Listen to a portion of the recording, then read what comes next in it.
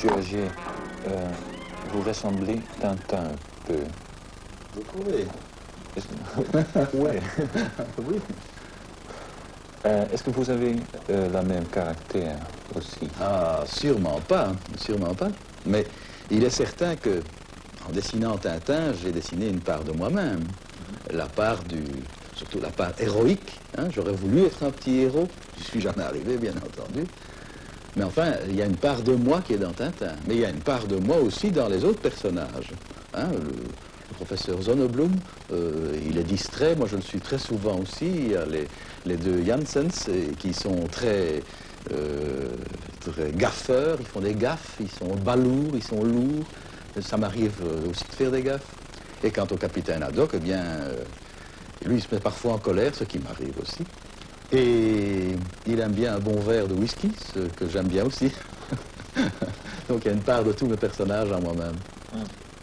Est-ce que vous aimez mieux le capitaine Haddock que Tintin à ce moment? En ce moment, il est certain que, au fond, Tintin est un petit personnage qui est un personnage neutre. C'est un personnage qui n'existe pas.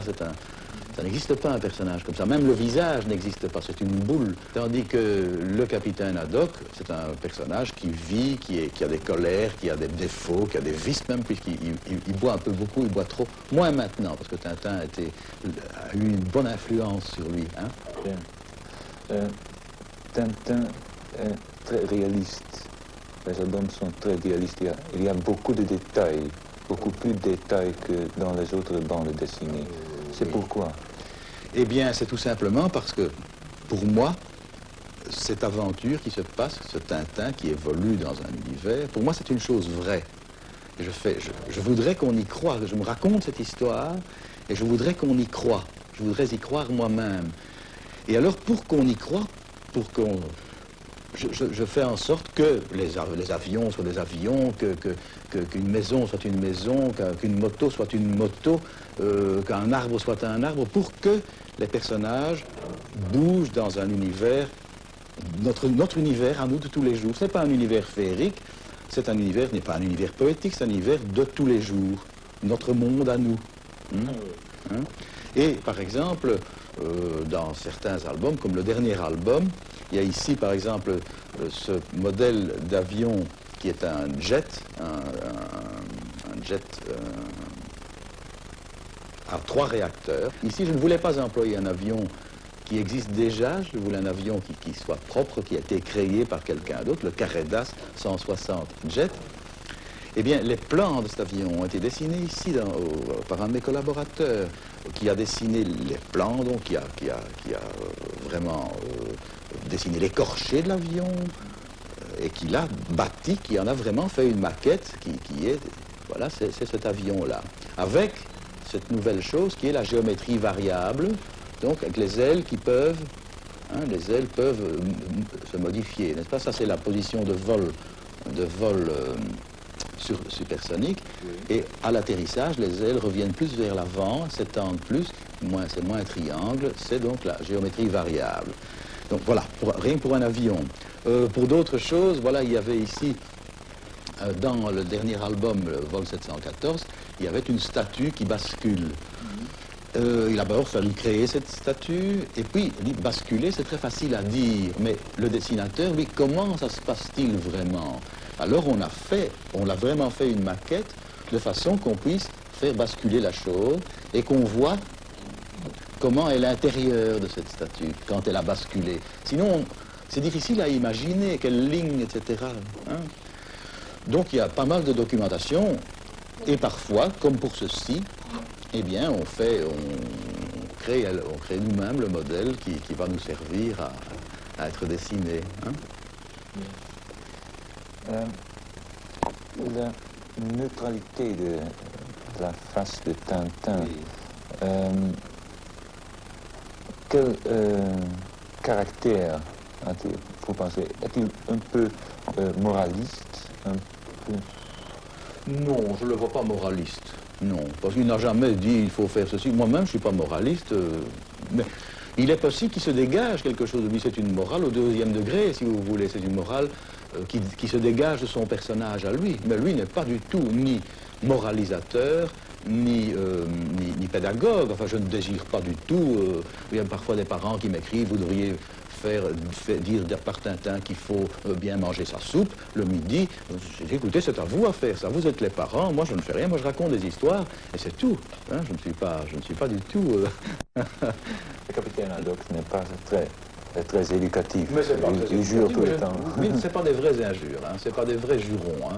Il emploie des noms qui sont des noms qu'on peut utiliser tous les jours, mais il les emploie avec une espèce de... Pour moi, je les entends avec une sorte de sonorité violente, hein, qui est en fait une injure. Ectoplasme n'est pas une injure, un ectoplasme... Il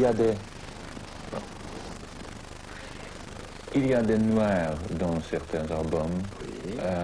et il y avait la critique sur les caractères des noirs. Oui.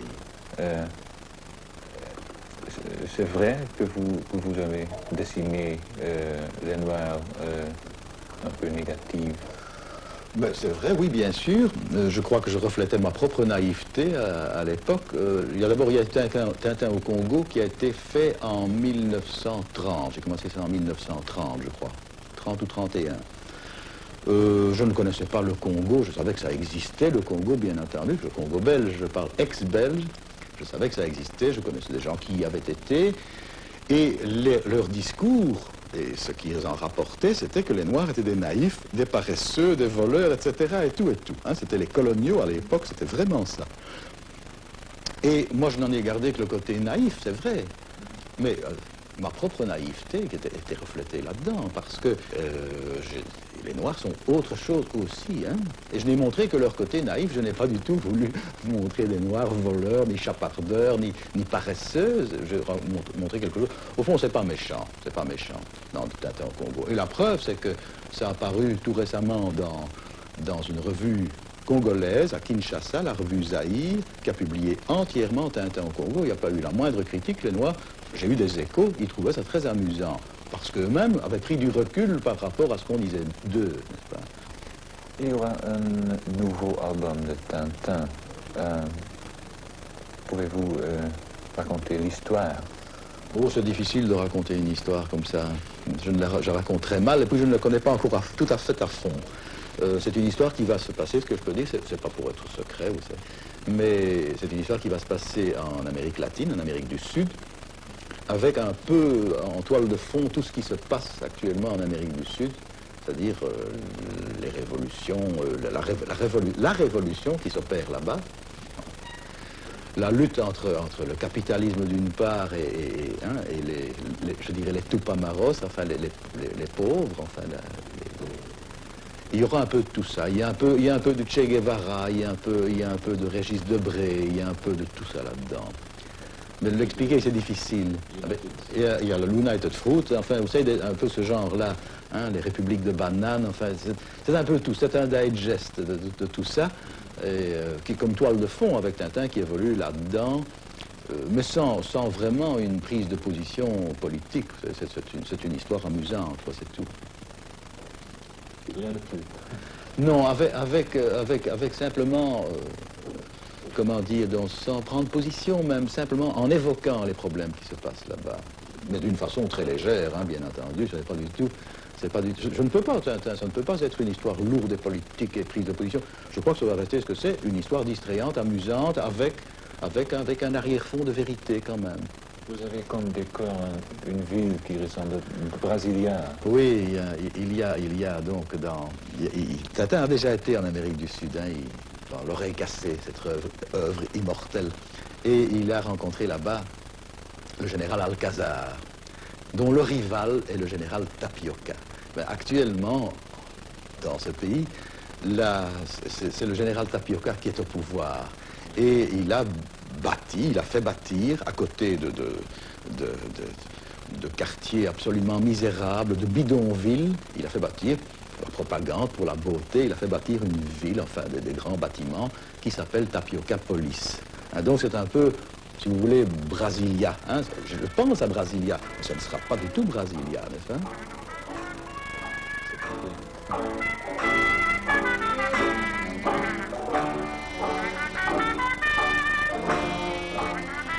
Hergé zelf ontwerpt de pagina's van het nieuwe Kuifje-boek. Maar hij heeft medewerkers die zich speciaal bezighouden met het ontwerpen van achtergronden, auto's en vliegtuigen. Vervolgens worden de zwart-wit pagina's gefotocopieerd en met plakkaatverf ingekleurd. En over enkele maanden is het 23e Kuifje-boek gereed.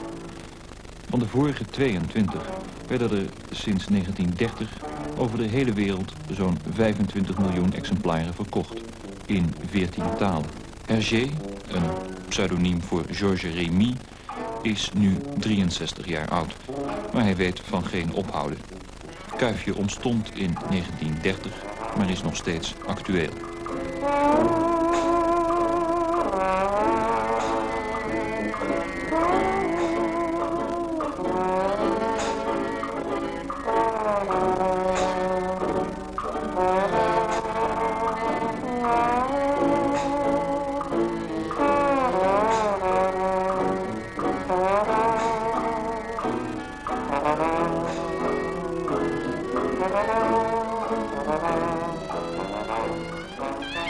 Il y a une autre chose nouveau, le pantalon de Tintin a changé.